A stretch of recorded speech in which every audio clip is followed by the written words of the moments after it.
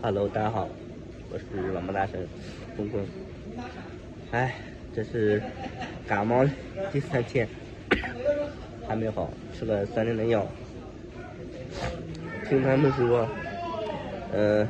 感冒了，去洗浴里面，汗蒸房里蒸上满了一整就好了。而且我也说过，我想去洗澡了，去洗浴，但是，那个火还没干完，工资还没发下来，这都等过2天了。这2天在网吧花的也差不多了，现在浑身上下就剩下20块钱，实在是啥也干不了，而且呢，那个活呢还要等后天才能去干，然后后天一干完才能结公司。这2天准备在网吧继续闷着呢，多喝点热水吧，没别的办法了，药也已经吃完了，买药就感觉很费劲儿。这2天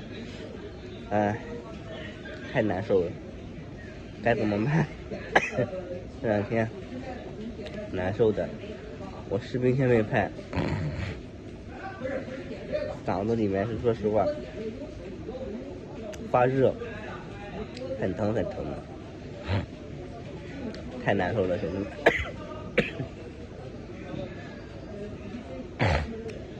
不过这玩意儿睡着了就行。我现在真的说实话，这2天我特别希望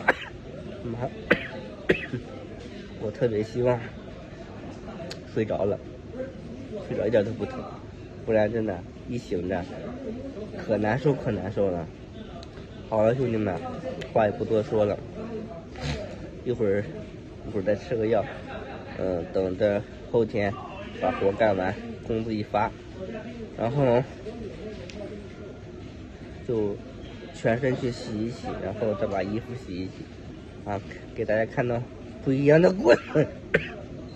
好了，视频拍到这吧，还来持续关注，再见，拜拜。